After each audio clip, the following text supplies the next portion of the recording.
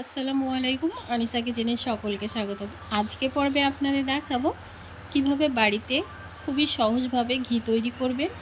যদি আপনারা এই ভিডিওটা দেখেন তাহলে একদম ভালো মতো শিখে যাবেন যে কিভাবে ঘি তৈরি করতে হয়। যারা জানে না তারাও কিন্তু পারবে, একেবারে সহজ। এটা দেখলে যে কেউ বানাতে পারবে। আর এখানে 2 কিলো সর আছে, আর এই সরটা নিয়ে আসা হয়েছে অনেক দূর থেকে। কাকুরা কাজ করতে যায় নদিয়া, আর নদিয়া থেকে এই সরগুলা নিয়ে এসেছে। যখন নিয়ে আসে সেটা গরমে পাতলা হয়ে গিয়েছিল, তো আমি ফ্রিজে রেখে দিয়েছিলাম। তারপরের দিন সকালবেলায় আমি এটা বের করে নিয়ে আসলাম, আর এখন দেখুন ঠিকঠাক হয়ে গিয়েছে, একেবারে ঠিক হয়ে গিয়েছে। প্যাকেট কেটে আমি গামলায় ঢেলে নেব। যেহেতু অনেকগুলো সর, সেই জন্য আমি এখানে বড় সাইজের একটা গামলা নিয়েছি। ওদের বাড়িতে কেউ ঘি তৈরি করতে পারে না, কাকি ঘি তৈরি করতে জানে না, তো আমাকে বলল যে তুমি ঘিটা তৈরি করে দিও। তো আমি সকালে কাজকাম সেরে বসে গেলাম ঘি তৈরি করতে। তো একটু হাত দিয়ে দলা দলাগুলো ভেঙে নেব, তারপরে এই করে হাত দিয়ে আমি মাখবো। আর দেখলে বুঝতে পারবেন যে এটা আমি কিভাবে করছি। হাত দিয়ে ঘুরিয়ে ঘুরিয়ে এই সরটাকে ভালো করে মথে নিতে হবে, মথে নেওয়ার মতোই। আর যখন এটা ভালো মতো ঘষা হয়ে যাবে তখন ঘিটা আলাদা হয়ে যাবে, আর পানিটাও আলাদা হতে শুরু করবে। যেগুলো দেখছেন শক্ত শক্ত, এগুলো পুরোটাই কিন্তু ঘি। আর ঘিটা ঘষে নিতে হবে এইভাবে করে। আর যখন ওদের কোনো কিছু খেতে ইচ্ছা করে তখন আমাকেই বলে, আর আমি ওদের বানিয়ে দিই। ওরা খুব পছন্দ করে, এমনকি আমার বাড়ির সকলেই আমার হাতের রান্নাবান্নাও খুব পছন্দ করে। আর আমি কিন্তু সব কিছুই এখন মোটামুটি ভালোই তৈরি করতে পারি। আগে পারতাম না, কিন্তু এখন সব কিছুই শিখে গিয়েছি। আর একটা জিনিস যেটা আমি জানি না, সেটা যদি একবার দেখি সেটা কিন্তু সেই মুহূর্তে বানাতে পারবো এইরকম। আর আমার রান্না বান্না করতে বেশ ভালোই লাগে। আমার রান্না বান্নার প্রতি বেশি আগ্রহী, এটা সেটা বানানো, সবাইকে খাওয়ানো, এটা আমার খুব ভালো লাগে।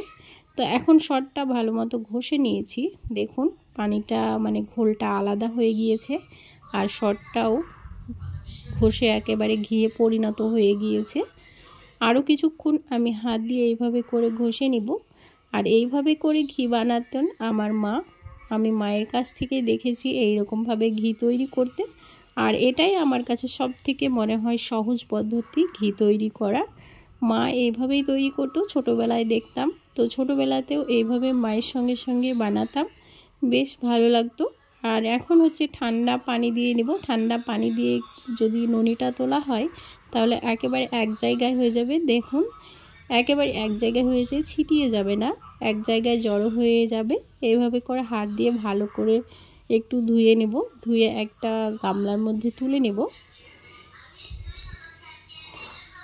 এভাবে করে একটা গামলার মধ্যে তুলে নিয়ে আবারও আমি পানি পাল্টিয়ে পাল্টিয়ে ধুয়ে নেব। 2-1 বার এটা ভালো করে ধুয়ে নিতে হবে। আর গামলার মধ্যে যে ঘোলটা আছে সেটাও কিন্তু খাওয়া হয়, শুধুমাত্র এর মধ্যে একটু লবণ দিয়ে মিশিয়ে নিলেই কিন্তু খাওয়া হয়ে যাবে। তো আমি এই ঘোলটাও রেখে দিয়েছি খাওয়ার জন্য। সবাই বললো যে হ্যাঁ খাবো, তো তার জন্যই রেখে দিলাম। একটু লবণ মিশিয়ে তাদেরকেও ঘোলটা দিয়ে দেব। এই ঘিটা তৈরি করা কি একেবারে সহজ নয়? আপনারা দেখলেই কিন্তু বুঝতে পারবেন যে এটা কেমন সহজ আর কিভাবে তৈরি করতে হয়। অনেকেরই কিন্তু অজানা এইভাবে ঘি তৈরি করা। আবারও 1 বোতল ঠান্ডা পানি এই ননির মধ্যে ঢেলে ধুয়ে নেব। আর ধুয়ে এটা সরাসরি আমার যে কড়াইয়ে পুরাবো ঘিটা, সেই কড়াইয়ে তুলে নিব, কড়াইয়ের মধ্যে তুলে নেব। আর অন্য গামলায় আমি মাখাচ্ছি না। তো এটা ভালো করে ধুয়ে নিয়ে আমি একটা কড়াইয়ের মধ্যে তুলে নিয়েছি।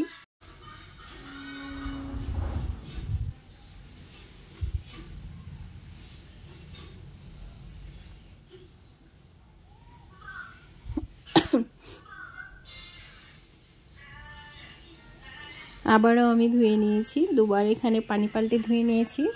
আবারও একবার পানি দিয়ে এটাকে এবার কড়াইয়ের মধ্যে তুলে নিচ্ছি। আর যেহেতু অনেক পরিমাণে আছে তাই অল্প অল্প করে আমি হাত দিয়ে এটাকে তুলে নেব। আর তুলে নেওয়া হয়ে গেলে আখায় আমি এটাকে বসিয়ে দেব। আর বসিয়ে দিলেই শুধু হয়ে যাবে না, লক্ষ্য রাখতে হবে যেন এটা ফুলে ফাঁপিয়ে যেন কড়াই থেকে নিচে না পড়ে যায়। এটা কিন্তু উতলাবে, আর হচ্ছে উতলিয়ে যেন পড়ে না যায় সেটাও লক্ষ্য রাখতে হবে।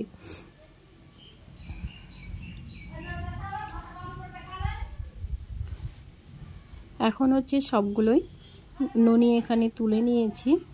আর দেখুন আমি আখা ধরিয়ে বসিয়ে দিয়েছি। এখন ধীরে ধীরে এটা গলতে শুরু করবে। যত গরম হবে তত ভালো মতো এটা গলতে শুরু করবে। এটা অনেকটাই কিন্তু গলে গিয়েছে। এবার দেখুন এটা আরও বেশি গলে গিয়েছে, আর এখন এটা সম্পূর্ণ গলে গিয়েছে। একটু আমি ছেঁচকি দিয়ে এইভাবে করে নাড়াচাড়া করে দিব, তলায় যেন বসে না যায়। বসে গেলে একেবারে যদি বসে যায় তাহলে পুড়ে যেতে পারে, তো যেই ননিগুলা থাকবে সেইগুলো। এবার দেখুন যে এটা কতটা কমে এসেছে, মানে ঘিটা আস্তে আস্তে ছেড়ে দিয়েছে। এটা সম্পূর্ণভাবে ঘি হয়ে গিয়েছে। এখন এটাকে নামিয়ে নিলাম। আর এবার ফাইনাল লুকটা দেখুন যে কত সুন্দর কালার হয়েছে। সত্যি বাড়ির তৈরি ঘি সব থেকে বেস্ট। এখন এটা পুরোপুরি ঠান্ডা হয়ে গিয়েছে, আর কাচের বয়মে এটাকে আমি ঢেলে নেব।